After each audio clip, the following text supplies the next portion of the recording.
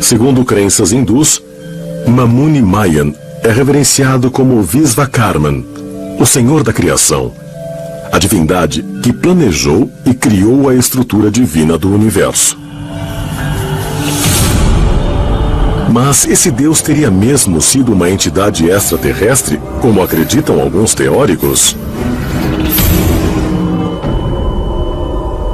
Pesquisadores encontraram pistas talhadas em pedra em todos os templos vasto de Vijayanagara.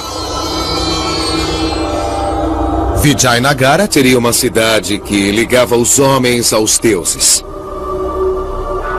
Os próprios deuses teriam vivido nesta cidade. Shiva e Rama também. Muitas das estranhas estátuas representariam certos aspectos de Vishnu. E ele parece um estranho deus extraterrestre. São estátuas que estão até hoje em Vijayanagara. Segundo mitos e lendas, trata-se de um lugar muito sagrado por causa de Rama, uma das encarnações de Vishnu. Rama é um deus e esteve neste lugar, por isso o lugar se tornou sagrado. Outras evidências da natureza dos deuses hindus podem ser encontradas em antigas escrituras. Poemas épicos como o Mahabharata e o Ramayana e textos sagrados da literatura védica contêm múltiplas referências a objetos voadores de várias formas e tamanhos. A antiga literatura védica diz que eles tinham vimanas, que eram naves antigravidade e que voavam pelo céu. A construção vimana está detalhada no Mahabharata e em alguns outros livros antigos e histórias que chegaram até nós.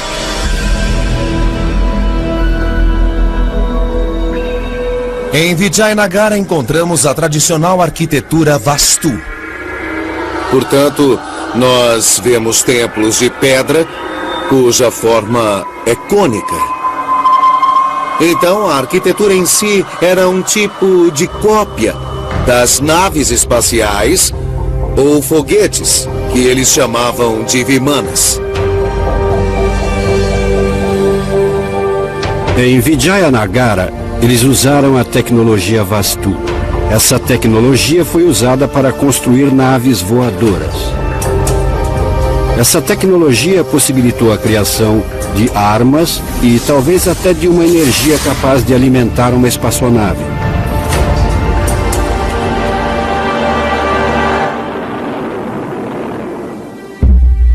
Vimanas eram o que chamamos hoje de naves espaciais, máquinas voadoras, mas temos um tipo diferente de nave espacial. Um foguete russo não se parece com um foguete americano e assim por diante. Então, na Índia Antiga, há diferentes descrições de vimanas, com asas, todo tipo de luzes, etc. E os chamados deuses vieram nessas naves. Acredita-se que Teotihuacan, como as pirâmides do Egito, tenham sido construídas por deuses. E os deuses subiram para o céu em naves que hoje podemos identificar como foguetes. Os construtores certamente aprenderam os segredos com os próprios deuses. As primeiras descrições em Teotihuacan tratam de deuses descendo do céu em naves ou serpentes aladas. Então algo extraordinário aconteceu lá. Há uma semelhança interessante entre vários sítios antigos, relatos de deuses subindo e descendo do céu. É muito possível que esses sítios fossem usados como bases de aterrissagem. Então é possível que o conhecimento para construir Teotihuacan tenha vindo de extraterrestres.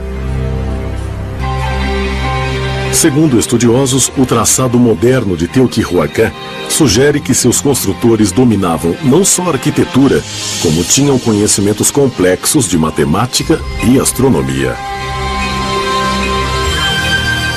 Visto do alto, o layout da cidade se parece estranhamente com a placa de circuito de um computador com dois grandes processadores, a pirâmide do Sol e a pirâmide da Lua.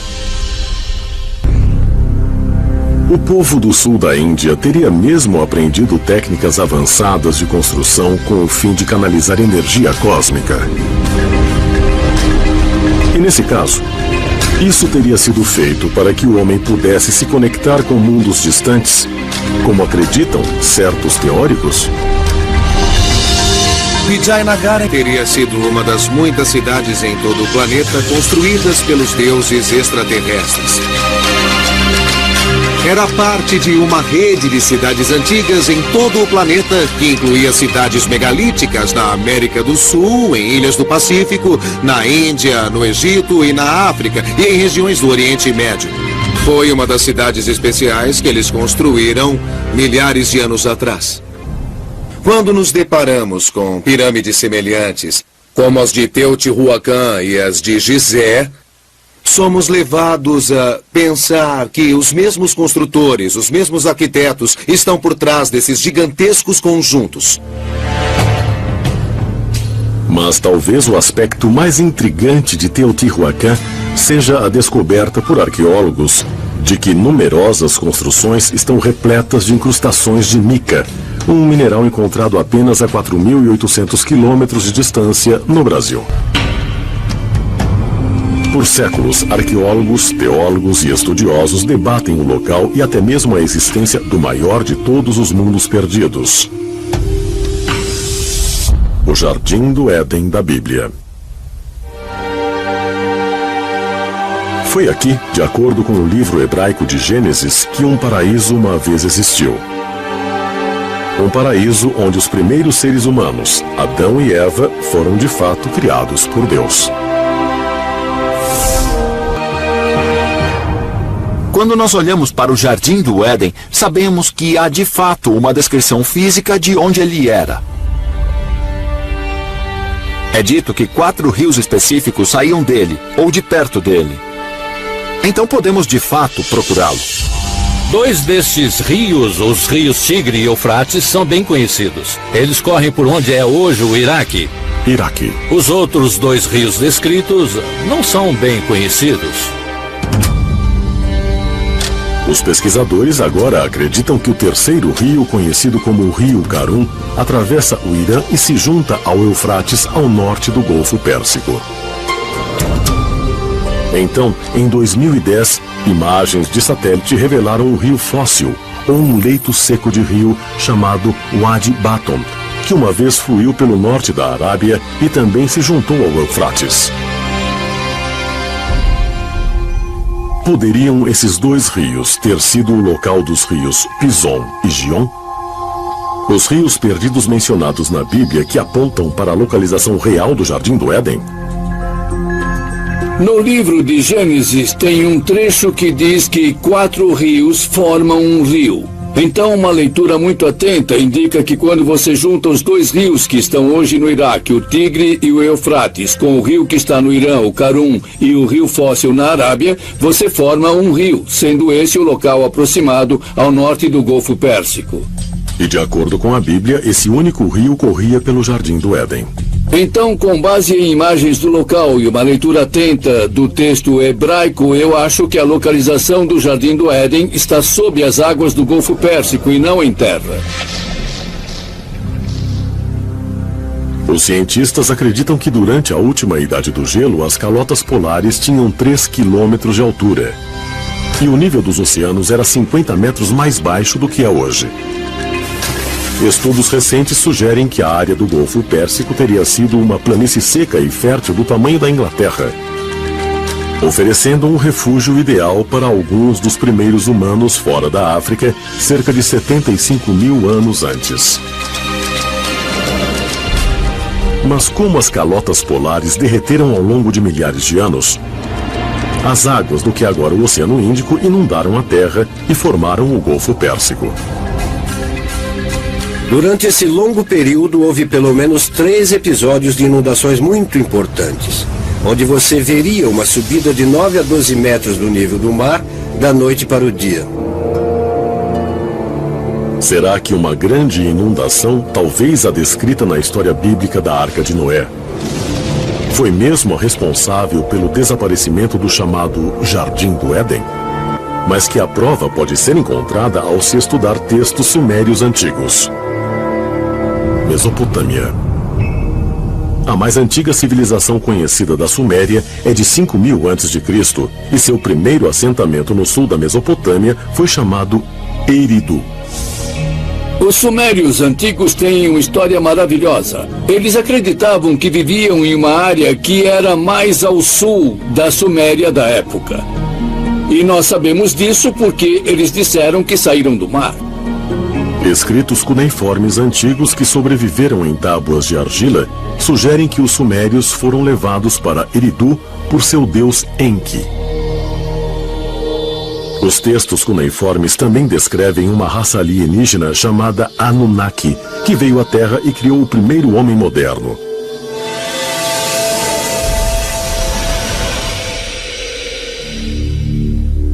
Adão, em sumério ou num sumério bem antigo, significa um pequeno povoado rural. Eva, entretanto, não é em sumério. Eva é em árabe e nas línguas semitas significa aquela que dá à luz. A palavra Éden é uma palavra pré-suméria e significa plano. Os relatos sumérios podem se referir a um tempo mais antigo e a uma planície fértil distante, agora perdida sob as águas do Golfo Pérsico. A pergunta é esta: o Jardim do Éden era algum tipo de laboratório onde certas coisas foram criadas por cientistas antigos da época? E se a humanidade foi criada em um Jardim do Éden, então é claro que quem estava criando isso não era um ser humano, era outra coisa. Então é possível que o Jardim do Éden estivesse localizado aqui no planeta Terra? Sim. Mas era uma localização geográfica específica? Não sei, não tenho certeza. Pessoalmente, eu estou mais inclinado à ideia de que o Jardim do Éden era algum tipo de ambiente fechado em algum lugar na natureza. Mas com certeza era algum tipo de laboratório, de onde se originou o homem moderno. É realmente possível que os primeiros seres humanos fossem criados por seres extraterrestres no que é referido na Bíblia como o Jardim do Éden? Se assim for, a prova existiu o tempo todo nas tábuas de pedra cuneiformes dos sumérios antigos? Os Anunnaki estão entre os seres mais misteriosos e poderosos do mito e da tradição sagrada. Os sumérios os descreveram como humanoides, mas sendo seres espirituais sem um físico que tiveram a capacidade de se transformar ou de mudar para a forma humana. Eles vieram à Terra em uma missão especial para trazer sabedoria e também para extrair alguns materiais do próprio plano terrestre. Nos textos cuneiformes, os Anunnaki são descritos detalhadamente, incluindo como eles viveram por centenas de anos. Eles tinham um enorme conhecimento e poder sobre o mundo inteiro. Eles sabiam de tudo. Eles tinham conhecimento de todas as ciências e de todas as artes. De onde eles tiraram esse conhecimento e de onde eles vieram? Isso é um total mistério para os arqueólogos. E você deve se perguntar: eram, na verdade, extraterrestres?